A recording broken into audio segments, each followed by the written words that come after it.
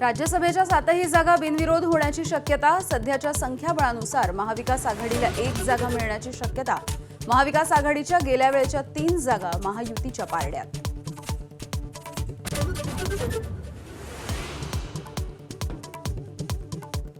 नाशिकमध्ये मनसेची शिवसेनेला साथ. मनसेच्या एकमेव नगरसेविका शिवसेनेसोबत आघाडी.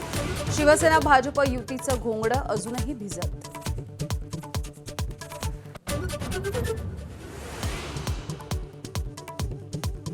विनायक कौंडाल सोलापूर महानगरपालिकेचे महापौर. शिवसेनेनं दाखल केलेला अर्ज मागे घेतल्यामुळे बिनविरोध निवड.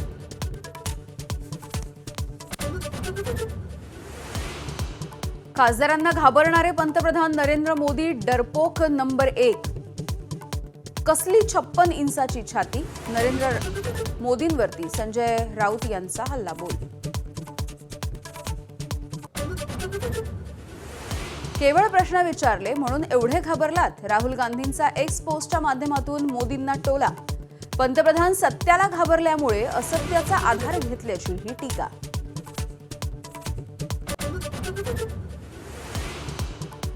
कुंभमेळ्यातील श्रमदानावरून पुणे विद्यापीठाचा घुमजाव. विद्यार्थी संघटनांच्या विरोधानंतर निर्णय ऐच्छिक असल्याचं विद्यापीठानं केलं जाहीर.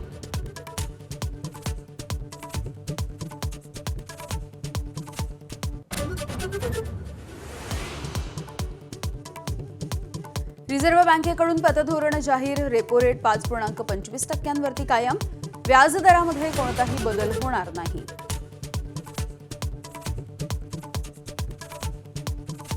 अजित पवार यांच्या विमान अपघाताच्या नंतर अनेक तर्कवितर्क लढवले जात आहेत आणि असं असताना खासदार बजरंग सोनावणे यांनी एक नवीनच शंका उपस्थित केली आहे. विमानामध्ये बॉम्ब होता का हे तपासलं पाहिजे असं बजरंग सोनावणेंनी म्हटलंय. सोबतच दमानी यांनी या संदर्भामध्ये विचारलेल्या प्रश्नांची चौकशी झाली पाहिजे अशी मागणी देखील बजरंग सोनावणे यांनी केली आहे.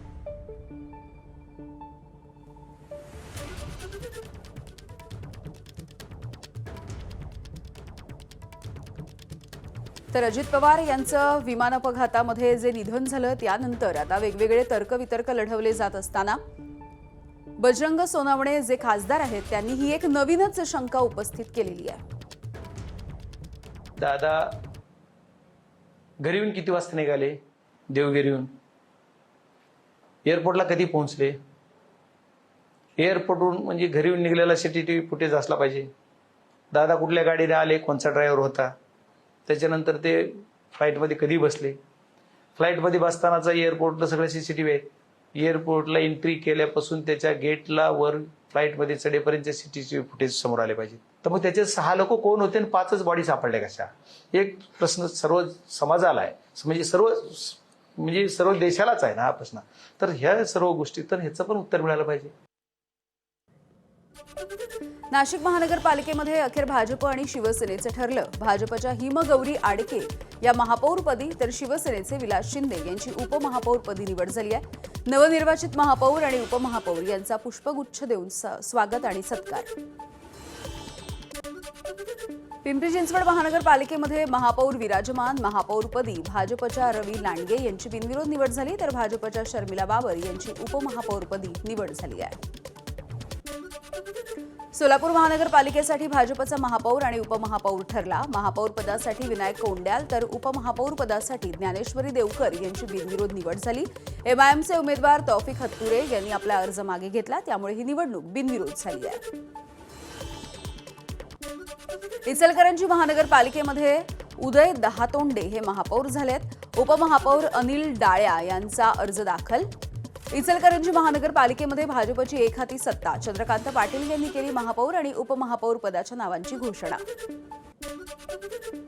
कोल्हापूर महानगरपालिकेवरती पहिल्यांदाच महायुतीची सत्ता स्थापन झाली. कोल्हापूर महानगरपालिकेचे 51व्या महापौर म्हणून रूपाराणी निकम यांची निवड झाली आहे.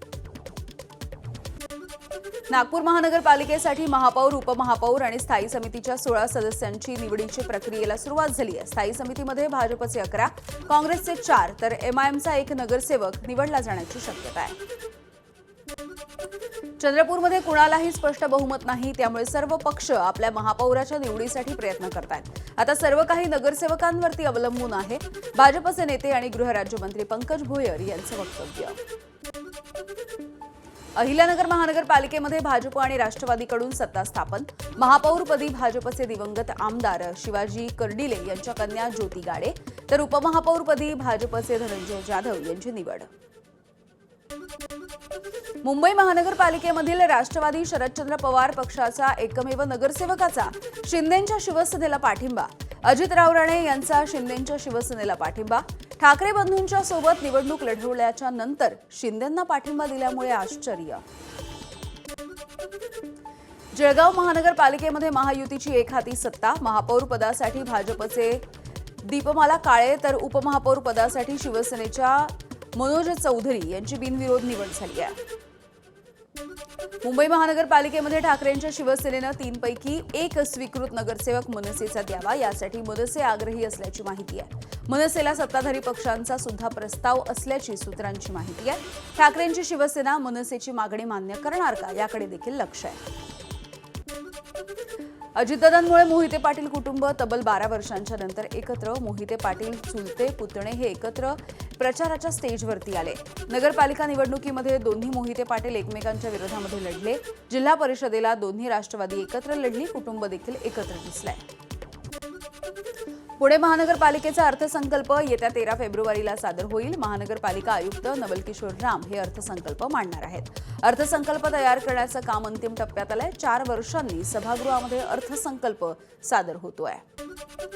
राज्यसभेच्या 7ही जागा बिनविरोध होण्याची शक्यता आहे. सध्याच्या संख्याबळानुसार महाविकास आघाडीला 1 जागा मिळण्याची शक्यता. राज्यामधल्या राज्यसभेच्या उर्वरित 6 जागा या महायुतीच्या वाट्याला जाणार आहेत.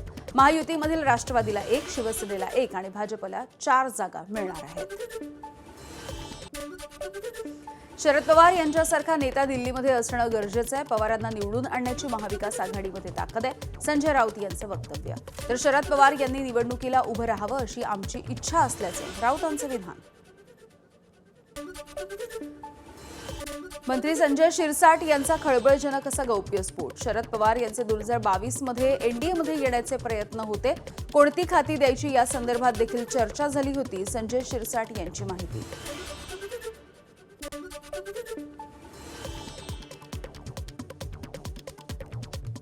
शिवसेनेचे विधानसभा मुख्य प्रतोद सुनील प्रभू यांच्यासह 9 सदस्यांची विधिमंडळाची समिती स्थापन करण्यात आली आहे.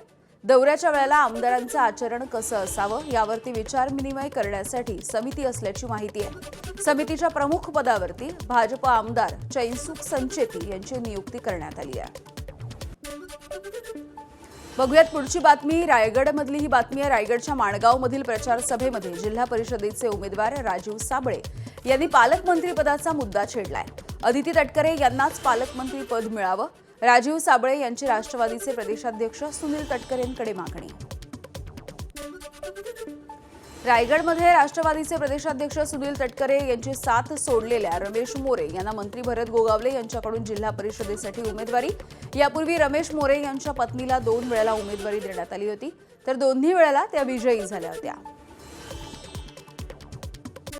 सांगलीच्या आटपाडी तालुक्यामधल्या दिघंटी जिल्हा परिषदेच्या गटामधून 66 वर्षीय कलाप्पा नाना कुंटे यांच्याकडून जोरदार प्रचार. राजकारण, समाजकारण आणि अध्यात्म याच्या जोरावरती त्यांनी प्रचार सुरू ठेवलाय. सांगलीच्या कडेगाव तालुक्यामधल्या वांगी गावाच्या मौजे वडिये रायबाग या परिसरामध्ये भाजपकडून मतदारांना साड्यांचं वाटप. स्नेहा माळहाडिक या भाजपच्या उमेदवार आहेत. मतदारांना प्रलोभन देत असल्याचा काँग्रेसचा आरोप आहे. धाराशिव जिल्हा परिषदेच्या अध्यक्षपदासाठी आपल्या बायकोला अध्यक्ष करायचं म्हणून काही जण गुडघ्याला बाशिंग बांधून बसल्यात. अशा सगळ्यांचा टांगापलटी घोडे फरार करणार आमदार तानाजी सावंत यांचा राणा जगजितसिंह पाटील यांच्यावरती नाव न घेता हल्लाबोल. मला डिवचू नका, मी छत्रपतींची औलाद आहे. वेळ आली तर मी कुणालाही सोडणार नाही. विधानसभा मतदारसंघ पुनर्रचनेच्या संदर्भात सुरू असलेल्या चर्चांवरती शिवेंद्रराजे यांचं प्रत्युत्तर. तर मतदारसंघ पुनर्रचना देवाभाऊच करणार, शिवेंद्रराजेंनी ठणकावलं. विट्स हॉटेलच्या लिलावाच्या प्रकरणी संजय शिरसाट यांच्या अडचणी वाढण्याची शक्यता आहे. सरकारकडून चौकशी समितीमध्ये मोठा बदल. संपूर्ण प्रकरणाची चौकशी आता विभागीय आयुक्त जितेंद्र पापळकर यांच्याकडे दिली जाते आहे. प्रजासत्ताक दिनी मुख्यमंत्री फडणवीसांनी महाराष्ट्र थांबणार नाही, अधिक गतिमान होईल अशी पतंगबाजी केली आणि मुंबई पुणे महामार्गावरच्या अभूतपूर्व वाहतूक कोंडीच्या नंतर ही पतंग कापली गेली. सामनामधून मुख्यमंत्री फडणवीसांवरती टीका. अजित पवार यांच्या निधनानंतर देवगिरी हे शासकीय निवासस्थान उपमुख्यमंत्री सुनेत्रा पवार यांच्याकडे. मुंबईमधील मलबार हिल परिसरामध्ये असलेला देवगिरी हा शासकीय बंगला सुनेत्रा पवार यांना दिला गेला आहे. दिवंगत उपमुख्यमंत्री अजित पवारच दोन्ही राष्ट्रवादींच्या विलिनीकरणाची प्रक्रिया पुढे नेत होते. मात्र राजकीय अस्तित्वाला धोका नको म्हणून काही जणांकडून डावपेच खेळण्यात आले. खासदार निलेश लंके यांचे नाव न घेता विरोधकांवर टीका. मराठी भाषा दिनाच्या कार्यक्रमासाठी मनसेकडून शिवाजी पार्कची मागणी. मनसेकडून शिवाजी पार्क पोलीस आणि मुंबई महानगरपालिकेला पत्र. गेल्या वर्षी देखील मनसेनं 3 दिवस मराठी भाषा दिनाचा सोहळा या ठिकाणी आयोजित केला होता. यवतमाळ जिल्ह्यामध्ये जानेवारी महिन्यामध्ये तब्बल 22 शेतकऱ्यांची आत्महत्या. आकडेवारी समोर असली तरी आत्महत्येचं कारण नापिकीच आहे का हे अस्पष्ट असल्याची पालकमंत्री संजय राठोड यांची प्रतिक्रिया. शेतकरी आत्महत्या गंभीर विषय असून कर्जमाफी करण्यापेक्षा शेतकऱ्यांना हमीभाव कसा मिळेल, शेतीविषयक खर्च कसा कमी होईल आणि शेतीमध्ये नफा कसा होईल याकडे सरकारनं लक्ष घालावं. जन आंदोलन समितीचे अध्यक्ष किशोर तिवारी यांची प्रतिक्रिया. मराठवाड्यामधील 2 लाखांपेक्षा अधिक शेतकरी नुकसानीच्या मदतीपासून वंचित राहिले आहेत. केवायसी न केल्यामुळे 131 कोटी रुपये शासनाला परत जाणार आहेत. केवायसीची अट रद्द करून नुकसानीची मदत शेतकऱ्यांच्या खात्यामध्ये जमा करण्याची शेतकऱ्यांची मागणी आहे. 2025 मध्ये वाशिम जिल्ह्यामधील संत्रा उत्पादक शेतकऱ्यांना अतिवृष्टीचा फटका. संत्रा बागांवरती रासायनिक खतं फवारणीचा खर्च वाया गेल्यामुळे शेतकरी आर्थिक अडचणीत सापडले. पंचनामे करून नुकसान भरपाई जाहीर करावी अशी शेतकऱ्यांची मागणी आहे. कोविडच्या काळामध्ये वरळीच्या NSCI मैदानावरती उभारलेल्या जम्बो कोविड सेंटरची जागा शुल्कावरून वाद निर्माण झालाय. महापालिका आयुक्त भूषण गगराणी यांना वैयक्तिक प्रतिज्ञापत्र सादर करण्याचे मुंबई उच्च न्यायालयाचे आदेश. सहाय्यक आयुक्तांकडून चुकीची गणना झाल्याचा पालिकेचा दावा आहे. सावित्रीबाई फुले पुणे विद्यापीठाचं क्रेडिट मार्कांवरून घुमजाव.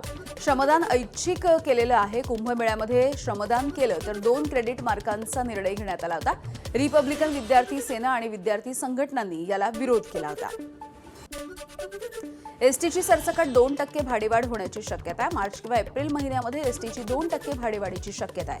परिवहन मंत्री आजच मंत्रालयामध्ये प्राथमिक माहिती घेण्याची शक्यता आहे. आरबीआयकडून रेपो रेटमध्ये कोणताही बदल नाही. रेपो रेट 5.25% कायम असेल. व्याजदरामध्ये कोणताही बदल होणार नाही आहे. मालमत्ता कर गोळा करण्यावरती पालिका पुढील 2 महिन्यामध्ये विशेष भर देईल. 2025-26च्या आर्थिक वर्षामध्ये 7,300 कोटी रुपये कर वसुलीचं पालिकेचं लक्ष आहे. कर थकबाकीदारांच्या विरुद्ध जप्ती किंवा अटकावणीची कठोर कारवाई करावी, अधिकाऱ्यांना निर्देश. मुंबई पुणे द्रुतगती महामार्गावरील बोरघाटामध्ये अनेक वाहनं बंद पडल्यामुळे वाहतुकीची कोंडी. गेल्या 2 दिवसांपूर्वीच गॅस टँकरच्या अपघातामुळे अभूतपूर्व अशी वाहतूक कोंडी या ठिकाणी झाली होती. गोरेगाव मुलुंड लिंक रोड प्रकल्पामध्ये 1039 झाडांची कत्तल. भरपाई म्हणून वृक्षारोपण करण्यासाठी मुंबई किंवा आसपासच्या भागामध्ये 24 एकर पर्यायी जागा शोधा, सर्वोच्च न्यायालयाचे मुंबई महानगरपालिकेला निर्देश. 2 दिवसांपूर्वी झालेल्या दरवाढीच्या नंतर पुन्हा एकदा सोन्या चांदीच्या दरामध्ये घसरण झाली आहे. सोन्याचा दर प्रतितोळा 1,59,000वरून 1,53,000पर्यंत आलाय, तर चांदीचा दर हा 2,85,000वरून 2,60,000पर्यंत आलेला आहे. काँग्रेसचे दिवंगत नेते बाबा सिद्दीकी आणि रोहित शेट्टी यांच्या घराबाहेर झालेल्या गोळीबाराचा परस्पर संबंध उघड झालाय. या दोन्ही प्रकरणांमधील आरोपींचा म्होरक्या हा गँगस्टर शुभम लोणकर असल्याचं पोलिसांच्या तपासामधून समोर आलंय. आणि यानंतर आपण थेट जाऊयात. मंत्री उदय सामंत बोलतायत. मांडलं पाहिजे. तर जनतेच्या मनामध्ये ही मात्र कुठेतरी संभ्रमावस्था आहे की एकीकडे समाधान नक्कीच आहे की सुनेत्राबाईंनी उपमुख्यमंत्री झाल्या किंवा अजितदादांचा वारसा त्या पुढे चालवतील, पण इतक्या लवकर का झालं आणि मग ते का झालं ही शंका येताना कुणी हे करून घेतलं का, याच्या मागं कोणी आहे का, हा उदय सामंतचा प्रश्न नाही आहे किंवा प्रताप सरनाईकांचा प्रश्न नाही, हा महाराष्ट्रातल्या जनतेच्या मनातला प्रश्न आहे. दुसरीकडे राज्यसभा निवडणुकीत महाविकास आघाडीला फटका बसणार असं दिसतंय, कारण शरद पवारांसह 7 खासदार 2 एप्रिल रोजी निवृत्त होतात आणि आमदार बलाबलानुसार 3 जागा त्यांच्या कमी होतील आणि भाजपच्या जागा मात्र वाढताना दिसतील. नाही, ही प्रोसिजर आहे ज्यांचे खासदार वाढलेले असतात, ज्यांचे सत्तेमध्ये आमदार असतात जास्त, त्यांचा राज्यसभेचा सदस्य होतो. आणि तुम्ही जर पूर्ण देशामध्ये बघितलं तर अनेक राज्यांमध्ये भारतीय जनता पार्टीचे आमदार हे अनेक पटीनं वाढलेले असल्यामुळं नक्कीच हा फटका महाविकास आघाडीला म्हणजे NDA आघाडीला बसणार आहे.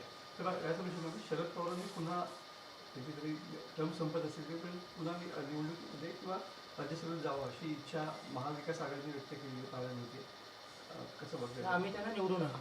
आणि मतांचं कुठं आमच्याकडे असं संजय राऊत म्हणाले. त्यांना झोळी पसरावी लागणार नाही. नाही, एक पहिली गोष्ट अशी आहे की शरद पवार साहेबांनी गेली 57-58 वर्ष या महाराष्ट्रातल्या राजकारणामध्ये सक्रिय सहभाग दर्शवलेला आहे.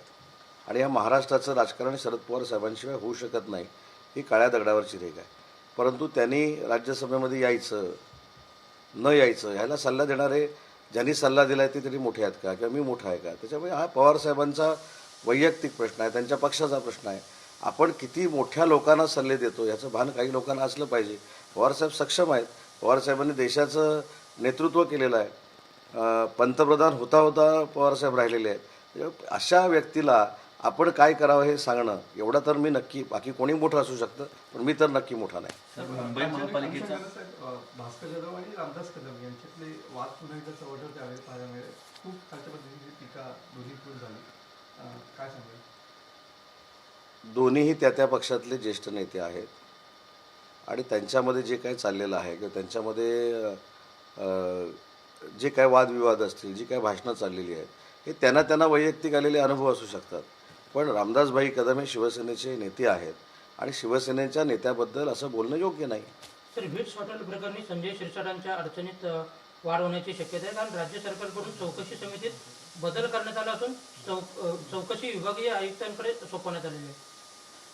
आता चौकशी विभागीय आयुक्तांकडे सोपवली काय किंवा अन्य कोणाकडे सोपवली काय? चौकशीतनं सगळं निष्पन्न होईल ना. चौकशीतनं निष्पन्न व्हायच्या अगोदर आपण स्टेटमेंट करणं हे योग्य नाही. साहेब, मुंबई महानगरपालिकेमध्ये एकमेव शरद पवार जी गटाचे जे नगरसेवक आहेत ते महायुतीमध्ये आलेले पाहायला मिळत आहेत. कसं बघता येईल? अजित रावराणे जे नगरसेवक आहेत ते अतिशय मुंबईचा परिचय असलेले नगरसेवक आहेत. ते नक्कीच शरद पवार साहेबांबरोबरचीच आहेत.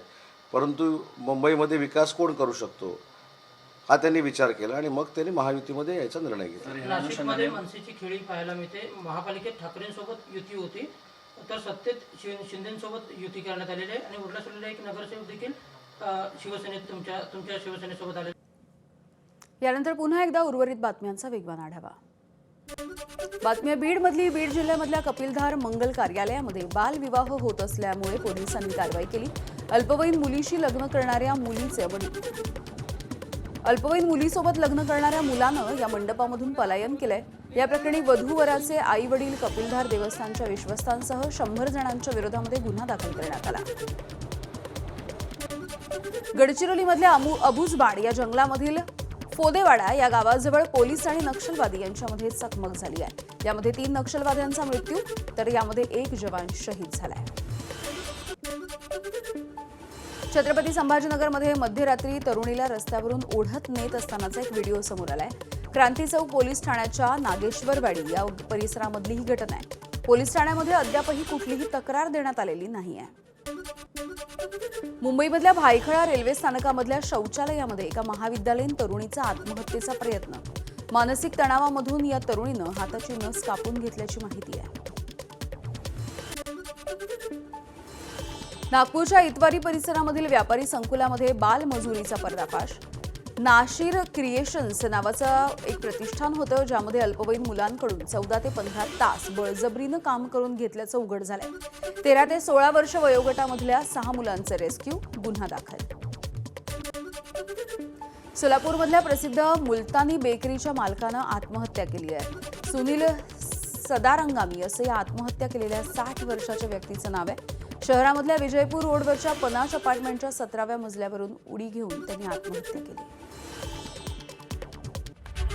आपण बघता दुपारच्या बातम्या. एक ब्रेकिंग बातमी आहे. एकनाथ शिंदे यांनी राजेंद्र जंजाळ यांना उपमहापौर पदाचा अर्ज भरायला लावला आणि यानंतर संजय शिरसाट समर्थक नगरसेवकांनी सुद्धा उपमहापौर पदाचा अर्ज घेतलाय अशी माहिती आहे. त्यामुळे राजेंद्र जंजाळ यांचं नाव पालकमंत्री संजय शिरसाट आणि त्यांचे समर्थक नगरसेवकांना मान्य नाही का असाही प्रश्न आहे। नगरसेवक अनिता घोडले, नगरसेवक त्रिंबक तुपे यांनी अर्ज घेतलेले आहेत। त्यामुळे राजेंद्र जंजाळ यांच्या उपमहापौर पदावरून सध्या हे नाराजी नाट्य सुरू आहे।